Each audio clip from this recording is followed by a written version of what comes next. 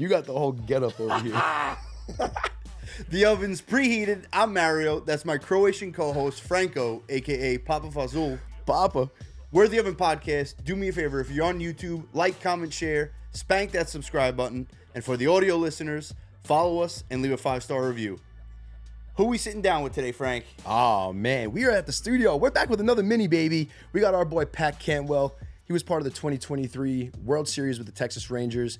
He was our captain on the 2012 Stony Brook Cinderella Story baseball team. And he's one of the best catchers and all-around people you could ask for. I'm so hyped that we finally got him on. It's going to be a good one. Let's get right into it. Play ball! Keep it cooking in the oven. The oven. The oven. Yep. The oven. The oven. The oven. The oven. Yep. The oven. The oven smells good in the oven. The oven. Yep. The oven. Hey, you're not in sweatpants. Nope. You dressed up for the fucking occasion. That's it. Well, I'm finally sitting down with someone who got drafted. What an honor this is, Pat. Thanks for coming. Yeah, thanks for having me. Thanks for coming.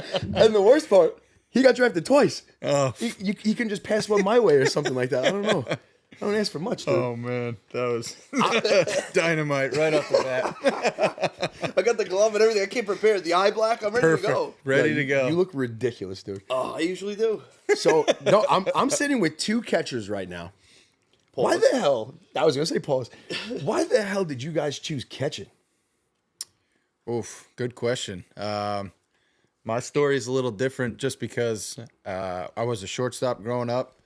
I made 2 huge errors in a tournament that cost us a trip to the World Series at our age in Texas. We were playing at Staten Island.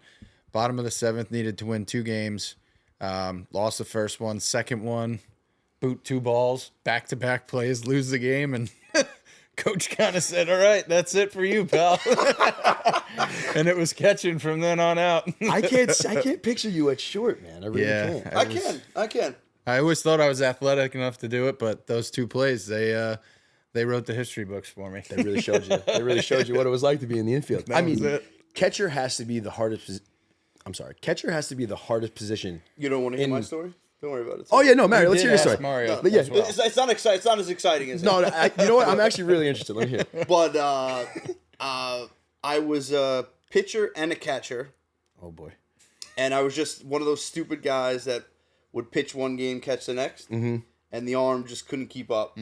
And so I had to pick one. And one of my biggest regrets in life is choosing catching over pitching. You've said that pretty often. I think about it all the time. You have a good base. You have a good base. I got a good base. Nothing against catching. Like I obviously have a lot of respect for catching. Yeah, sure. But to me, I was a kid who lacked confidence.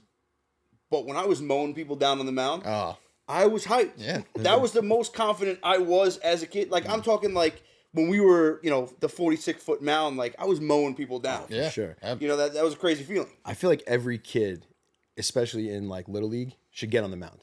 Yeah, for sure. You got to see what it's like. Exactly. Test it out, see if you like it, and test then the waters. you go from there. But that being said, catcher has to be the hardest position in all of sports, right?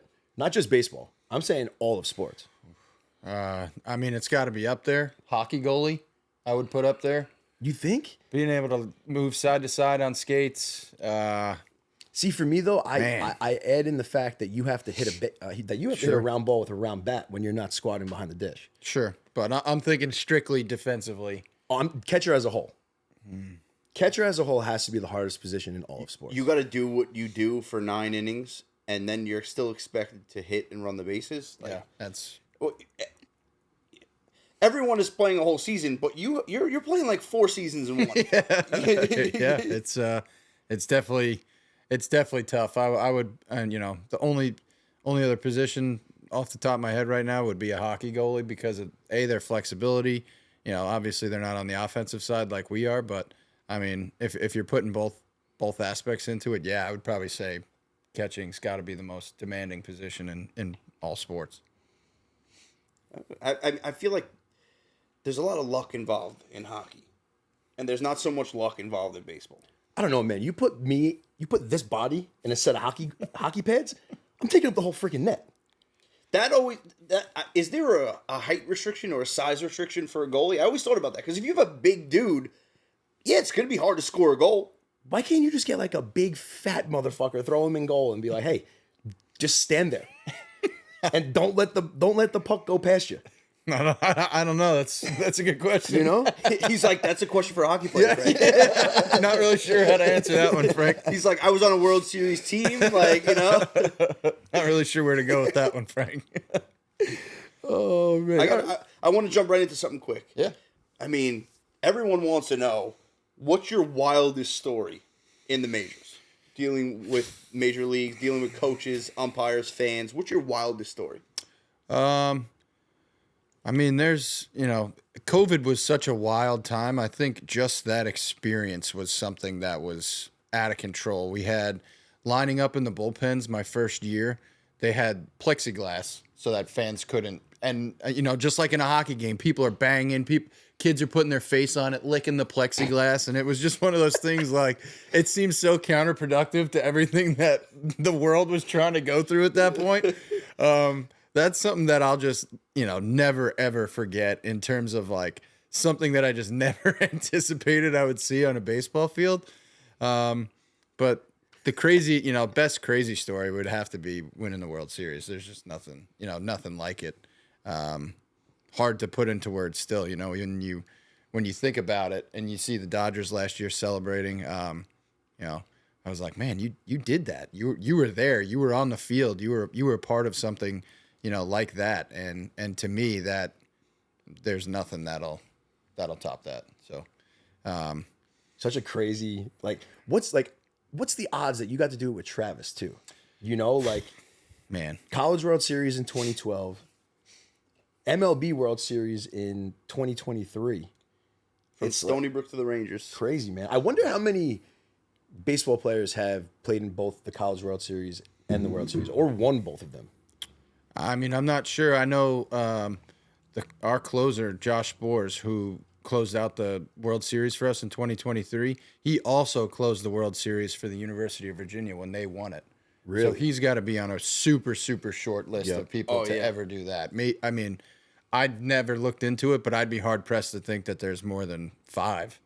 And, that was my number. 5 would be my, max number. So that's a truly incredible thing. Brendan Finnegan pitched in the College World Series, TCU, and then, with the Royals that year. So, there are some guys, but, man, it's something special for sure. It's crazy. Absolutely crazy. Yeah, and doing that, with the team that we had, I want to touch real quick on Stony Brook. Long Island guy. What made you decide, that Stony Brook was the move? And was it one of the best moves that you've made? It was the best decision I ever made. We'll put that out there right now. Best decision I ever made. Didn't get a whole lot of love coming out of high school. Some visits. I went to Post. I went to St. John's. Stony Brook, made the best offer. Coach Senk made me feel the most at home. 2 buddies, Trope had committed there before I did. And I'll never forget, I was at York College helping my sister move in. And, I just looked at my mom and dad. I'm like, I'm going to go to Stony Brook. They're like, all right. I called Coach Senk from York, Pennsylvania. I said, I'd love to come to school if you still have the scholarship available. And, he said, that's great news. We'll talk about it when you get back. And that was it. But such a Senk answer. Yeah. He's like, enjoy moving your sister in. Well, call me when you're on your way home. But sweat it out the whole time while you move your sister in. I'll see what I can do. Man, it was. I'll never forget that phone call though. That was awesome. Best decision I ever made. I'd have to agree with you. you. It was incredible. I have to agree with you there, man. I say that all the time. Best decision I made was going to Stony Brook. Absolutely. Set us up just for long term. Everything. Just life. Yeah. Just being a person. What's the best advice that you received while you were there? At Stony Brook under Coach Senk, man. There's a lot of one-liners that I could think of right now. I'll probably keep them to myself for now, but just be yourself. Coach Senk was always a guy that said, if you're good enough, you're gonna play. He never played favorites. He never picked and choose. It was never because Johnny's mom called and said he wasn't getting playing time. If anything, that made him more upset. Oh, that made it so much worse. I just appreciated him sticking true to his word. That was a big reason that I committed there. He said we'd have a chance to play right away as freshmen. So we took that to heart, and he always said, don't change for anybody. If it got you here, keep working hard, and that was something that we all took to heart. I mean, you know that.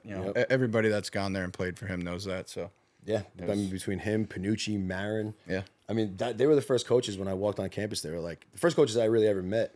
They were like, "Yeah, I want you to be exactly yourself." Yeah. I looked at Marin, I'm like, "You fucking sure?" Dude?"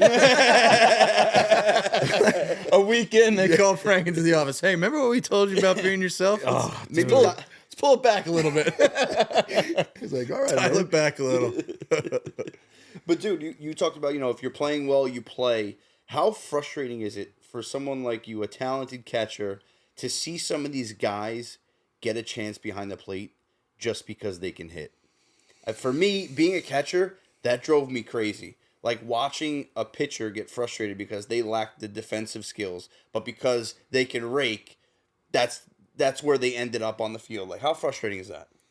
I mean, it's never, it's hard because it's such a huge part of the game, and part of you just wishes that you had that ability.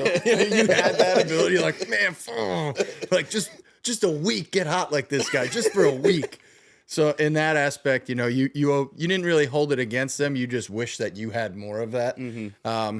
But defensively, that was always what I felt was my strong suit. So I mean, it gets frustrating at times, but again, I was a firm believer in, if you're meant to play, you're going to play. If you're good enough to play, you're going to play. So whether it was coming in the 7th, 8th, or 9th inning to finish off a game with guys that were throwing harder and had better stuff, that was the role. If you didn't start the game, no big deal. You had to be ready when, your number was called. Coach Senk was huge on that. So, there's always going to be things that frustrate you in the game, but you have to be ready when your number's called either way. Absolutely. I want to touch base real quick with LSU. Mm-hmm. Alex Box Stadium. Mm-hmm. Hands down for me, the environment, the stadium itself, best ever. Best I'll ever play in, obviously. Best I've ever played in. You've played in all these stadiums, all these different stadiums, minor league, major league. Mm. Where does Alex Box Stadium rank in the grand scheme of things? I mean, it's a top 3 for me easily. Obviously, I was playing, so it was different. The playoff run that I was with the Rangers, Baltimore was. You were in Baltimore. It was incredible. Dude. The national anthem in Baltimore, I still get goosebumps thinking about it. It was when they say "oh" at that point, and oh my god, and then that gave me chills. And then Gunner's walk up.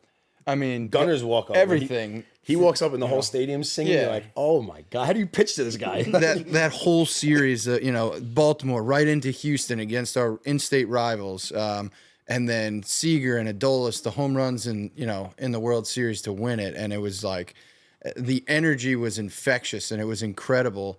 But I think playing at LSU, that energy was more directed towards me specifically and the guys on the field. So it's a top 3 for me. Obviously, the World Series and the playoff run's incredible, but playing wise, it was my number 1 for sure. It was incredible. I try and explain to people. It was so loud that it was quiet. When we first started the game. Yeah, your ears are almost ringing at that point, and it was like, we showed up the first day and for a practice, and there was guys making margaritas in the parking lot, like already heckling us. It was incredible. We're like, oh man, like we are in it now. Like this is gonna be the real deal. So, but incredibly gracious in defeat. They were, they stayed, they hung out, they high-fived us after. We had the motorcade in Omaha from those guys. So my hat's off to everybody at LSU. We love playing there. That was an incredible experience. So definitely my number 1 as a player. I'd have to agree. Best fans ever. Oh, incredible. Ever, man. Incredible. So from one best to another, I want to go to pitchers that you've caught for. Mm-hmm. Who had the filthiest pitch that you've caught? Oof. deGrom's slider is, elite. I would say when Aroldis Chapman caught the seam the right way on his slider, or when when he caught the seam right on his splitter, there's just not much like it, that you've ever seen before. The splitter that he developed overnight. It was incredible. I mean, it was like stuff that you see in video games. It's it was just truly, he'd throw one or two good ones to get loose, and then he would really rip on one, and you're like, oh my God, like that is incredible. You're like, you go out there and throw 9 of those, nobody's gonna sniff one. So I would have to say, if you were just gonna take one pitch and throw it as hard as and rip it as hard as you could, his slider was absurd. And what's it like catching a 105-mile-an-hour fastball? I mean, as long as it's in the right spot, it's okay. As soon as it starts leaking, that's when it gets a little harder. But it's a hell of a lot easier to hit than to catch than hit. Yeah, exactly. I mean, as long as it's in the vicinity that I'm expecting it, it's normally all right. So he was great to catch, a lot of fun. But man, when he got on it, it was there's just nothing like it.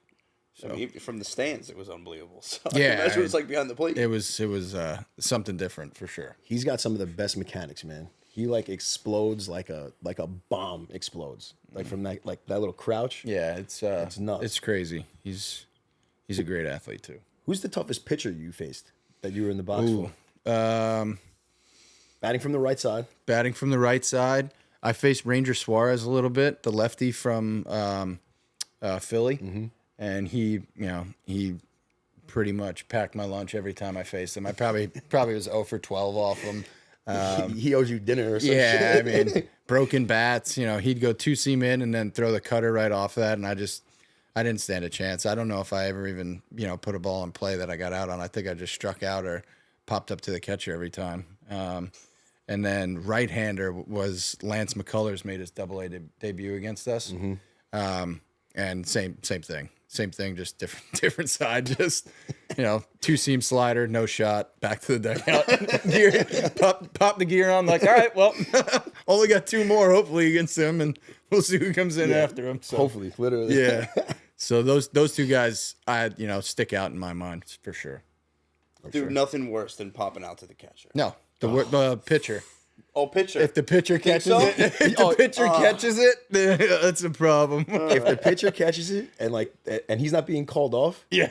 It's an issue. Right. Otherwise, it's the catcher for sure. You pick your thumbs up on your way back to the bench and you put the gear back on. You soft toss it underhand back to him. You're like, oh my God. Yeah, he needs a new ball because you scuffed it. It's pine tar all over it. Oh man. Dude, all these new rules in place, man. You kind of, you were in there for like the tail end of, really the beginning of them. Yeah. What's some of the rules? Listen, some of the rules I'm here for. Mm-hmm. Some of them I am truly against. Like what? My biggest one is the pickoff rule. Yeah. The disengagement rule. Dude, Ricky Williams. Pins out, baby. Ricky Henderson's stolen base record is going to get caught eventually because of this. The disengagement rule, and I hate also in extra innings when you're doing you put the man on second base. It's like California. It's like the California run rule that we play. Travel softball. Yeah, I mean, I get your points. From a player's safety perspective, that's the argument for the ghost runner on second. We're not playing 22 inning games, which I get. There aren't many that were ever played, but that one I understand. The pickoff rule does get dicey. There's a lot of discrepancy in did he step off to make an attempt? Did he step off just to step off? So I think if they cleaned it up, it could be okay. But that's definitely one that frustrates guys. Yep. Just in terms of everyday usage and, how it's enforced. So if you could remove one of the rules, that's the one that you would remove? Or is there one that sticks out a little bit more? No, I'd probably remove that one just because of the, what I consider to be an inconsistency in how they enforced it. It makes it harder for you guys as catchers as well, because your rate is going to go skyrocketed down because these guys are getting much better jumps after the second disengagement. Yeah, I mean, but this year there was a lot. Freddie Fermin, Logan O'Hoppe, another Long Island guy. They caught over 40% of base stealers. So at the end of the day, if your pitcher's doing the job and getting the ball to you, does it really matter? Or, so. I was going through some Stony Brook records. I saw you had almost a 67% throwout percentage. Which is nuts. I don't know that for sure. Well, I got it from the Stony Brook archives. I appreciate that dynamite dropping right there. That's outstanding. You know, I always thought that, you know, throwing was one of my strong suits. You know, but I attributed that to being athletic, not necessarily a good catcher. It was more of the shortstop that I never got to be, kind of taking shape behind the plate. So I used to love like bouncing a slider. The kid would take off and Pat would throw him out from his knees, and we would just look at each other and laugh. I'm like, what an idiot! But from outsiders looking in, a lot of people don't realize that like it's way more than the arm. oh yeah, You know, it's the absolutely. footwork. It's Yeah. there's so much that goes into it, and you know, a lot of people don't appreciate that whole factor. That's why I attribute it to the shortstop that was in me. You know, that it was always the footwork was always fairly clean. You know, I just felt like I moved a little bit better than some of the guys that were back there. So for me, that kind of came naturally. Blocking, not so much. You know, I didn't move well laterally. I could get in front of it if I absolutely had to. Right at me, no problem. Side to side, not moving great. So, but yeah, no, I appreciate that drop in. That means a lot. 67% is nuts. Oh Man. yeah. From what you've seen over the last, decade in baseball, do you truly think a guy like Greg Maddux would crack a major league roster nowadays? Yeah, absolutely. Yeah. There's no question. He's even coming in throwing, high 80s, low 90s. Doesn't matter. That guy could put the ball wherever he wants. But you don't see guys like that. It does. I mean, it's not the way that the game is recruiting anymore. It's not what teams are looking for. But if you're gonna get guys out, you're gonna have a chance at some point. That's my belief. He was just so far superior mentally than everybody else on the field. He was setting guys up for weeks down the road for playoff series. Yeah. Nobody thinks that way anymore. The guy was calling his own pitches. And but that's my point. He knew how to get himself out of jams. He knew, where he needed to throw what to get what guys out. He knew when he could give up, a hit to, sacrifice for an out later in the game. Specifically him, I don't question that for a second that he would. Okay, he so would. maybe Greg Maddux was a bad example. I mean, even Kyle Hendricks though, like he's had a great career and he's similar. His velo's down a little bit now, but he's been in the league for 10 plus years. And, You just don't see it nearly as often. Yeah, everyone's coming out throwing cheese and right. But the game, even the young kids with the plyo balls and how hard can you throw, and that's what everybody's looking for. Give me 4 innings at your max instead of give me 8 innings and 3 runs. It's just not what they're looking for. If you can shorten the game and get the 4 guys coming out of the bullpen throwing 100, then do that. So like the complete game record, that's set in stone. never Be touched. Never. Like Not even. You're not even. I mean, it's gonna be hard to get guys to innings limits at this point. It's like 200 innings. You want them to throw like 240 innings. It's like, Yeah, I mean, 200 innings now is a benchmark. Used to be the standard. If you're not throwing 200, you're not getting a job. not a starter. And now it's if you're throwing 200, you're in the top 1% of the league that can reach that number. So you got no good numbers. You're in the Cy Young race for that. the game has changed in terms of the expectations that are handed to players and pitchers and everybody. Just the numbers, the analytic drive is really changing the forefront of the game for sure, without doubt. And you're a believer in the analytics. to a certain extent. Yes, I think that they're definitely helpful in terms of helping guys better understand their stuff, better understand the way that their stuff plays, where to throw it in the zone. But I also still believe in the eye test. I don't think that everything should be run and simulated through the computer. It takes out human error. So in terms of belief, yes, I believe in it, but I believe that it's there as a tool to improve, not necessarily as a tool to rule, right? I don't think everything should be going through analytics, but I do think that there's definitely a place for it. I agree. There's a balance. Yeah. I mean, with everything, some teams lean on it a little bit more heavily, but that's their philosophy. So it's hard to argue. For sure. I don't think I've ever asked this before. I love the video. JT Real Muto, the guy, the relief pitcher's coming in from the outfield, and he's sprinting in. He's a chunky dude, man, running in, and JT's face is just all time. Yeah. He's like so disappointed. He's like, come, like really.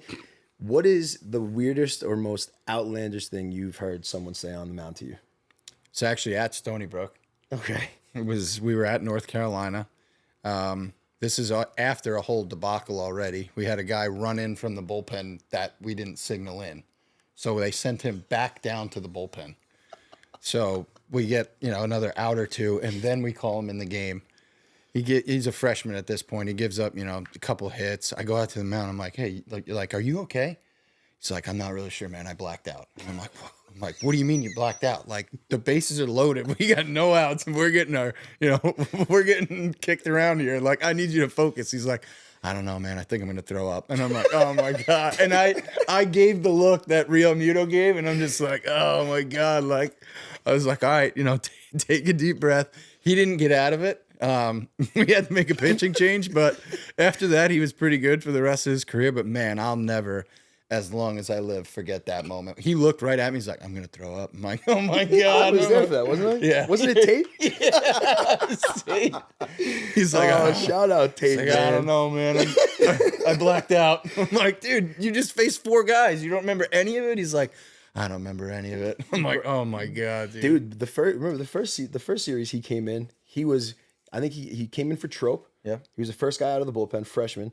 Came in, mowed the side down, threw up behind the dugout, Yeah. and then went back out for 2 more innings. I'm like, I love this kid. I fucking love this kid. That was I'll never forget that mound visit. And more so the look on his face than the words that I could just tell he was lost. He just had no idea. Oh man. I don't ever want someone who's blacked out throwing I was anything like, at me. I mean, I stood out there till the ump came and got me. I was like, you need to calm down. Like, we at least need you to not start the dry heaving on University of North Carolina's mound, because they'll never invite us back. Never. So that was one for me that I'll never forget. That was incredible. I got one more that I feel like we have to do. Catcher. I want to do it as a whole, as a group. Let's come up with a top 5 catchers of all time. Of all time, man. All time. Yachty. Yeah, he's got to be somewhere on the list. He's got to be up there. Yachty. Pudge. Yachty, and Yachty. I don't know. Pudge is up there. Yachty's up there. Johnny Bench is up there. Yogi Berra is up there. Right. I mean, you got to throw Salvia in there now too, right? He's been in the league for so long, dude. I give Salvia a lot of credit, but he's starting to play a little first, starting to DH. These other guys were catchers their whole careers, and I'm not taking anything away from that guy because his career's been stellar.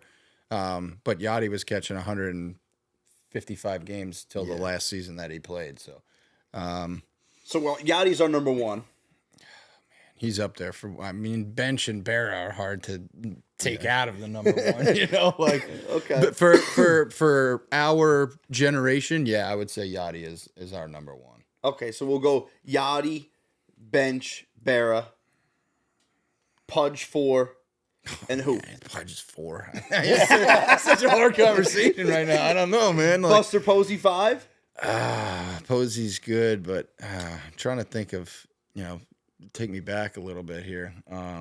I mean, do you throw Mike Piazza in that mix? Oh my! I was just about to make fun of you and be like, Franco's about to say Mike Piazza. What a fucking stupid statement! Come on, that's not a. That's bad. What kind of Yankee fan are you? Number 1. Like Posada was great. I loved watching Joe Girardi. I don't know if he's a top 5 ever, but I loved the way he played. I'm trying to think there's got to be somebody else.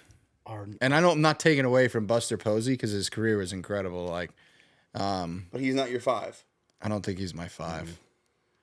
There's too strong of a feeling that he's not my 5. I'm not placing the 5th guy. Remember Javi Lopez? Man, Javi, Greg Maddux used to call his pitches when Javi was catching. He had it easy. Yeah, exactly. I couldn't imagine that. Like, you imagine you're the catcher and Greg Maddux comes up to you. He's like, "Hey, man, I'm gonna call it today." You're like, the whole day. You're like, how? I mean, it's truly incredible that nobody ever picked it out. He did this for years. Yeah, this wasn't like this was like a 10-year thing where he was just like, yeah, I got it. Like, okay, as a catcher, what is better than, like, okay, great. You got it. No problem. I'll set up. Catch it and throw it back. That's it. That's all I got to do. Man, I don't know. I don't know if I could give you a 5 right now. We can go top 3. Top 5 is tough, dude. Then you got to call Buster Posey until he gives me someone else. I'll give you Posey for now. We'll come back to it. Let me think about it. We'll circle back. All right, we'll circle back. All right, while we're waiting, I'm gonna hit you with some favorites. Okay. Your favorite glove? Ooh, my favorite glove is the Woods gloves from Wayne Lee. Wayne Lee, man, Taiwanese. I used them from the second I graduated until last year when I stopped coaching. He would send me 2 every year. They would make whatever I wanted, and it was elite leather. I loved them. Woods, WOODZ. Z. Nothing like it. Nothing like it. No, I love the Woods gloves, man. Pockets were incredible. He was personalizing gloves before personalized gloves was a thing. He was. Dude, back in college, he's like, hey, what do you need? I got you. I'm like, oh, all right. Straight from Taiwan. Yeah. He's like, what do you want? Franco on it? You want Van Dyke? What do you want? Can I get Franco's on his Shout out to Wayne Lee, man. Shout out He Wayne was Lee. I'm pretty sure I asked him incredible. for the D on the D23 on it. There's some stupid shit probably. Your favorite cleats? Nike Hirachi, no questions. High top, Oh, it gotta be high top. Always high top. no question. Gotta be high Not top. even a competition. I had ankles like a drunk girl coming out of the bar. Those were not even a question. Your favorite bat? Ooh. I have like 700 of your bats at home too. A wood bat or metal bat? We Wood talking whole life? Oh Or yeah, no, let's go metal bat. Okay. I was a big Omaha guy. I had the Omaha 2000 gold. Okay. And I used it for years. And I got mad after that bat in high school, and I smashed it off a cinder block and broke it. Cinder Block was talking shit. So I got an Omaha 2024 orange, and then I rode that one out through college. Man, I was a white Nike guy. Oh, I was the white Nike. those are like cheat codes, though. I mean, all those bats were before BB Core, so. That was the best part. When I got into college, it was the first year of BB Core. The home run. Whoever had the home runs, like the most home runs the year before was like 37. The home run leader was like 17. Yeah, it was- like my freshman year. I was like, thank God I came in this year. Like, I already gave up enough home runs. No wonder he threw 3 no-hitters in college. Right at the right time, Frank. Perfect timing. You hit 7 home runs in your career That might be high. I don't even know if I hit 7. at Stony Brook. Oh, I thought you meant in my. No, at Stony Brook. I saw something seven home runs. You hit like 6 or 7 just off of me in interscore. Oh yeah, I know. I would. Yeah, that was. If I could have faced you every single time I stood at the plate, I would have been in the Hall of Fame. It was incredible. Dude, it was incredible. We used to play intersquad, and I was never on his team. Ever. It was And great. we did a thing. It was in it to win a challenge. So it was like half the team. It was you split the team in 2, and I'm starting first game. First pitch, he hits out an absolute laser over the left field wall. You don't have to run it out. He runs as slow as you can around the bases, chirping me the whole time. I'm looking at coach. I'm like, you better take him out because I'm going to hit him next like, just talking back. I'm like, this motherfucker. I'm gonna add to that story because it's one of my favorite stories. So I'm warming a guy up down in the bullpen to come out after Frankie's throws, and coach yells down. He's like, Pat, you're almost up. He's got like 2 warm-up pitches left. I run down, take my gear off. I grab my bat, helmet on, and one of the media guys was standing there. He was filming it, trying to turn it into a video. And he goes, Pat, no warm-up swings? I go, not off Franco. First pitch, rocket. I get in the dugout, and coach looks at me. He goes, did you have to run it out? I said, yeah, it's Franco. And he goes, okay, okay. Like, Do you have that video still? dude, that might be in the archives somewhere. It was bat flip before bat flips were cool. It my was God. incredible. Flip the bat at me. I was more mad he ran around the bases. Oh, it was incredible. That's one of my all-time favorite moments from Stony Brook. Back to favorites. Okay. Favorite stadium to play at. Ooh.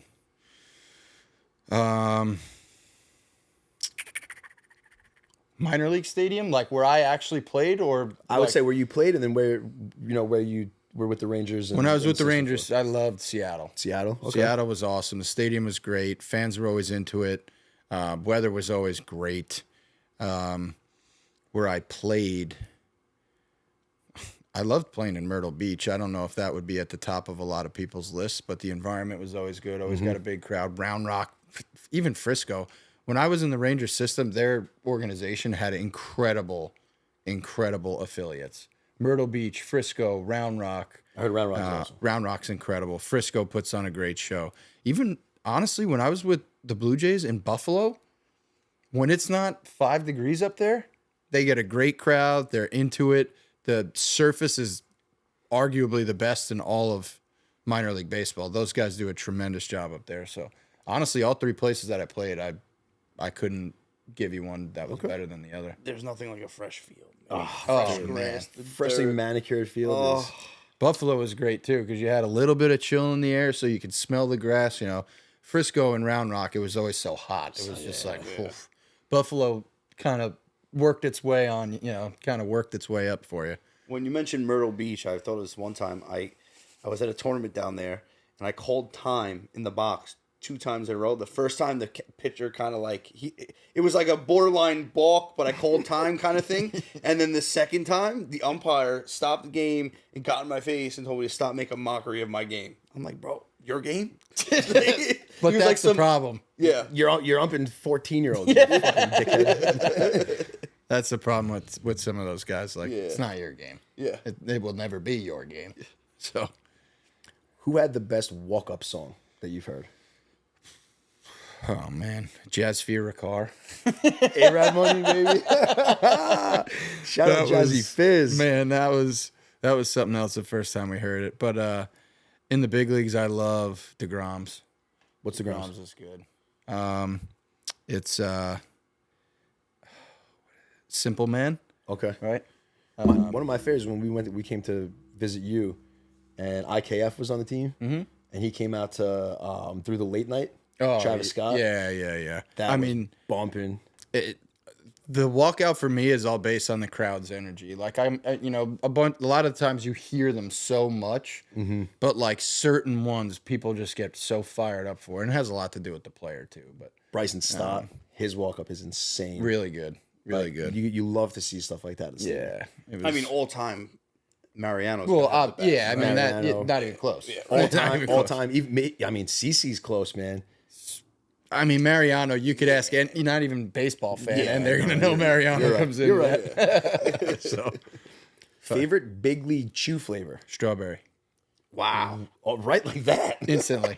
Not even a question. Strawberry. Gatorade color. Ooh, fierce melon. Fierce melon. Love all the fierce flavors are at the top of my list. Fierce grape, fierce melon. Those are my go-tos. I'm true to Cool Blue, man. Yeah, that's fair. I've just had I mean, I must have drank 10,000 Cool Blues in my lifetime. You know, it was nice to change it up every once in a while with a fierce flavor. What about sunflower seeds? Chinook barbecue, no contest. If you never had a Chinook seed, you're missing out. Wow. Okay. Chinook. I've never. Slap in the face to David. Nah, David, no. Chinook, you could eat a whole bag. Your mouth doesn't get dry. It doesn't chap your lips. Elite sunflower seeds. I need to find it. Yeah. I got 2 more for you. Okay. The best clubhouse snack. Oof. I mean, I might have to take a page out of Franco's book. I love an Uncrustable in the clubhouse, man. I love Uncrustables in the clubhouse. They're so easy. Dude, if I was a coach, would not be allowed in the clubhouse. You have to steer clear of some of the cafeterias. Like in Seattle, they have a soft serve ice cream machine in there. Like, I mean, guys are just woofing down bowls of like vanilla soft serve with Oreos on top after games. Before the game?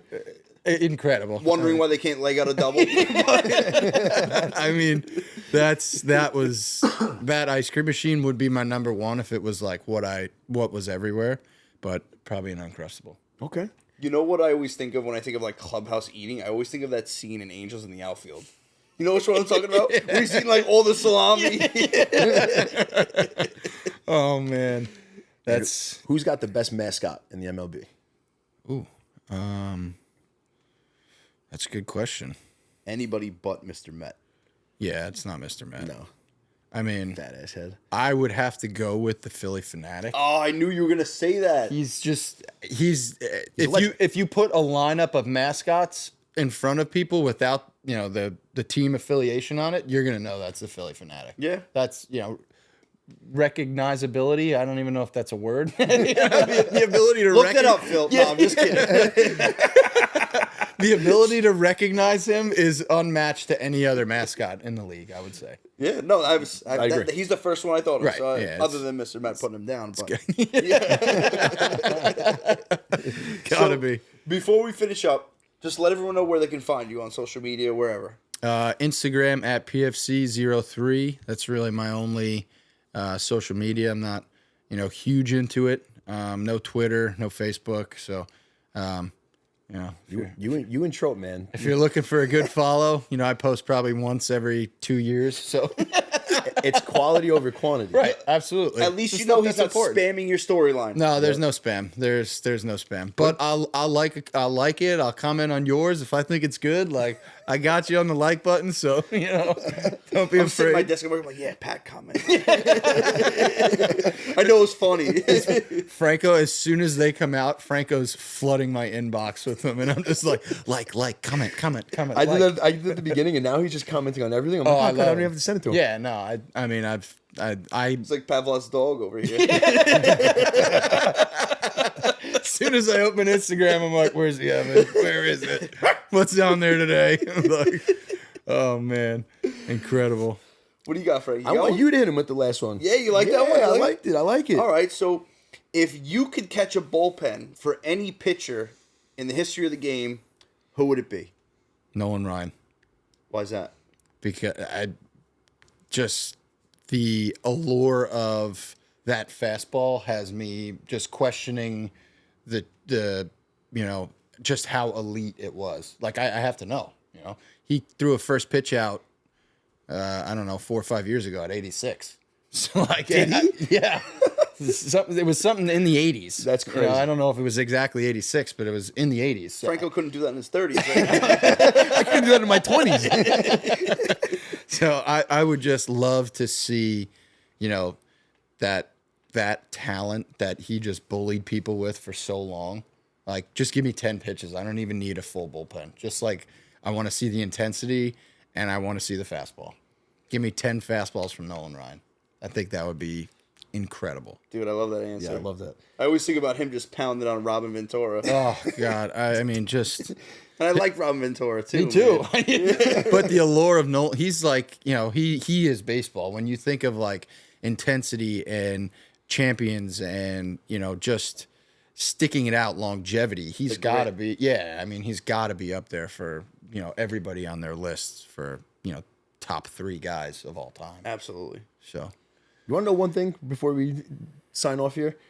He talks about just like people getting up on the mound and throwing. This motherfucker in college, they weren't happy about this, but he got up on the mound, and you were throwing what, like 92 to 94? I don't know about 94. I mean, I could probably throw 92 consistently, but I kept begging Coach. I was like, Coach, let me pitch in inter squad. Let me pitch in. He's like, no. So finally one day he's like, all right, like shout out Travis Jankowski, struck you out. Like I will take that to my grave. John Adornetto struck you out. Sorry about it. Just it was one of those things where, again, being athletic kind of helped me there. I just wanted to see if I could still do it. I closed a little bit in high school. And it was, as a catcher, you're like, man, this guy can't throw a strike today. I'm like, come on. So I'm like, let me get up there. Come on. It can't be that give hard. me 2 innings. And I'll never forget the next day, man, I thought my shoulder was going to fall off. I probably threw like 30 pitches. Got to practice the next day. Coach is like, how you feeling? I'm like, He's like, yeah, that's what I thought. Beat it. Yeah, go run the loop like every other fucking pitcher. Exactly. Get your conditioning and get out of here. That's awesome. Pat, awesome time. Yeah, man. Thank you guys for Appreciate having me. Thanks for coming. Yeah, for sure.